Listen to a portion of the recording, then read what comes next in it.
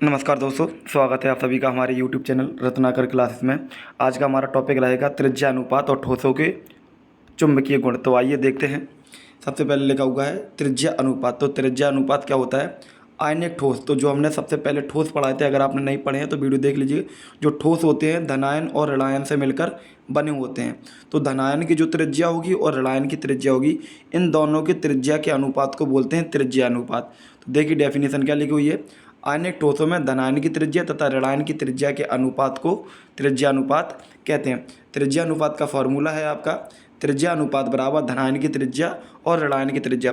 कभी आपको दिया जाएगा कि धनायन की त्रिज्या मान लीजिए समथिंग में कुछ दिया है पिकोमीटर में, और एक ऋणायन की त्रिज्या दे दी जाएगी, तो उन दोनों को सॉल्व करने पे मान लीजिए यहाँ पर 160 है कुछ आता है, तो वैल्यू जो भी वैल्यू आती है, तो जब सॉल्व करेंगे आप तो जो भी वैल्यू आएगी आपकी, तो उस वैल्यू को आप इससे मिलाएंगे। त्रिज्या अनुपात का ये रेशियो दिए हुए हैं, इससे देखिए क्या पता चलेगा।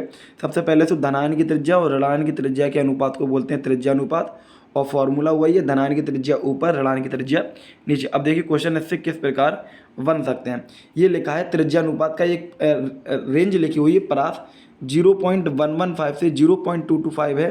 तो उसकी जो एग्जाम्पल रहेंगे कौन से है, एक है B2O3, एक है BN बोरान नाइट्राइट। ये दो एग्जाम्पल लिखे हैं, बहुत कम है, इससे क्वेश्चन कम बनते हैं, इस वजह से बहुत छोटा सा टॉपिक है और ध्यान से समझना इसमें क्वेश्चन कौन कौन से बन सकते हैं। ठीक है, 0.115 से ये सिक्वेंस लगे हुए हैं, 0.115 से 0.225 तक है, और 0.225 से 0.414 तक है, 0.414 से 0.732 है, और 0.732 से है 1.00 तक। ठीक है ना। और इसमें एक क्वेश्चन ये भी आएगा कि उप सहसंयोजन संख्या कितनी होती है। पीछे बोर्ड में एग्जाम्पल आ चुका है, जैसे NaCl है, NaCl की उप सहसंयोजन संख्या पूछी जा चुकी है। तो जितने ये एग्जाम्पल लिखे हुए हैं, एग्जाम्पल आप ध्यान रख लेना, और ये एग्जाम्पल जिसकी सीध में उसकी उप सहसंयोजन संख्या आप याद रख लेना। और ज्यामिति से अभी तक क्वेश्चन नहीं आया है, लेकिन उप सहसंयोजन संख्या से क्वेश्चन आया है। तो देखिए उप सहसंयोजन संख्या लाइन से याद रख सकते हैं, पहले ये ध्यान रखना आप 0.115 से 0.225 ये रहेगा। इसके बाद 3 के बाद एक लाइन छोड़ के 6, और 4 के बाद 8 डबल, यानी कि 3 4 6 8 उप सहसंयोजन संख्या रहेगी। और आकृति जो रहेगी, आकृति आपकी रहेगी, अगर उप सहसंयोजन संख्या 3 है तो समतलीय त्रिकोणीय होगी। और किसकी होगी, ये दो एग्जाम्पल दिए हुए हैं, बोरान नाइट्राइट और बोरान का ऑक्साइड। और फिर 4 वाले की आकृति रहेगी चतुष्फल की है, और इसके एग्जाम्पल रहेंगे जिंक सल्फाइड, जिंक ऑक्साइड और क्यूप्रिक क्लोराइड, क्यूप्रस क्लोराइड।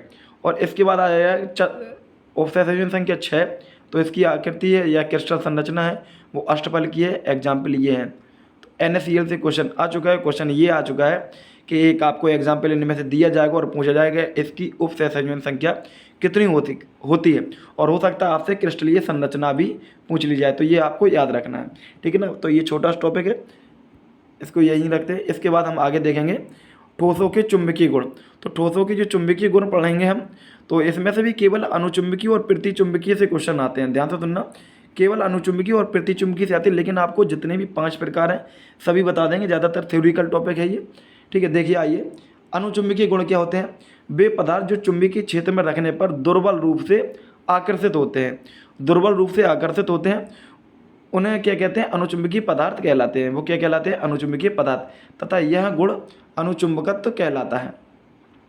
अगर चुंबकीय क्षेत्र में रखने पर दुर्बल रूप से आकर्षित होंगे तो चुंबकीय पदार्थ कहलाएंगे, और इस गुण को बोलेंगे अनुचुंबकत्व।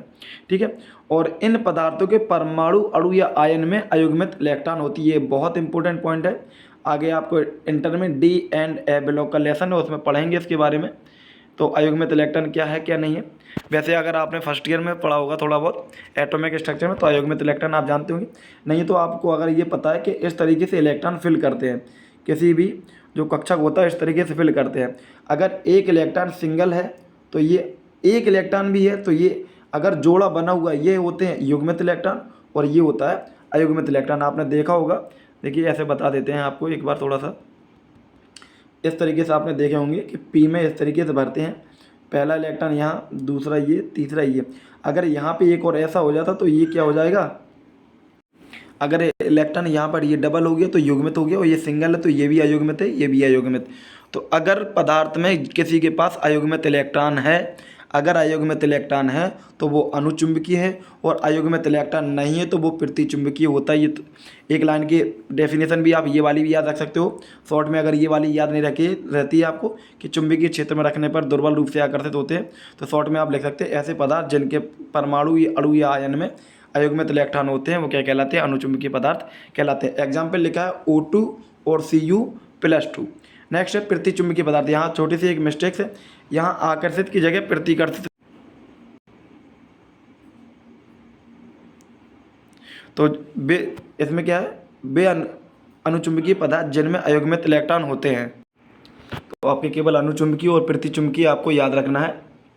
आइए आगे देखते हैं। लोह चुंबकीय बता दिया था, ठीक है। वे अनुचुंबकीय पदार्थ जिनमें अयुग्मित इलेक्ट्रॉन तो होते हैं परंतु इनका चुंबकीय आघूर्ण शून्य होता है, ये आपको बता दिया था, ठीक है। लोह चुंबकीय पदार्थ कहलाते हैं तथा यह गुण प्रतिचुंबकत्व कहलाता है। ये प्रति लिखा है, ये लोह चुंबकीय, तो ये साथ में है एक साथ। अब देख लीजिए फेरी चुंबकीय, और थोड़ा सा थ्योरी जो भी है बता देते हैं आपको। तो लिखा हुआ है फेरी चुंबकीय में क्या है, वे अनुचुंबकीय पदार्थ जिनमें असमान अयुग्मित इलेक्ट्रॉन अभिविन्यास समांतर तथा प्रति समांतर दिशाओं में होता है। फेरी चुंबकीय पदार्थ के लिए देखिए, अब समांतर और प्रति समांतर दिशाओं में क्या होता है, अगर आपको ऐसा ही बताते हैं। एक ये हो गया सभी समांतर दिशाओं में ऊपर की तरफ है, और प्रति समांतर दिशाओं में, ठीक है। तो समांतर और प्रति समांतर दिशाओं में होगा, तो इनको बोलते हैं हम फेरी चुंबकीय पदार्थ। वे अनुचुंबकीय पदार्थ जिनमें असमान अयुग्मित इलेक्ट्रॉन अभिविन्यास समांतर और प्रति समांतर दिशाओं में होता है फेरी चुंबकीय पदार्थ कहलाते हैं। इस गुण को फेरी चुंबकत्व कहते हैं। तो ये तो फ्री के क्या है, इस गुण को फेरी चुंबकत्व कहते हैं। ऐसा सभी में लागू हुआ है। इस गुण को क्या बोलते हैं, जिसका जो भी है प्रति लोह चुंबकत्व गुण कहलाएगा, लोह चुंबकत्व का गुण कहलाएगा, ठीक है, इस तरीके से। और यहाँ पर है फेरी चुंबकीय पदार्थ, ये लाइन इंपॉर्टेंट है। फेरी चुंबकीय पदार्थ लोह चुंबकीय पदार्थ की अपेक्षा कम चुंबकीय होते हैं क्योंकि इनमें चुंबकीय आघूर्ण का मान काफ़ी कम होता है।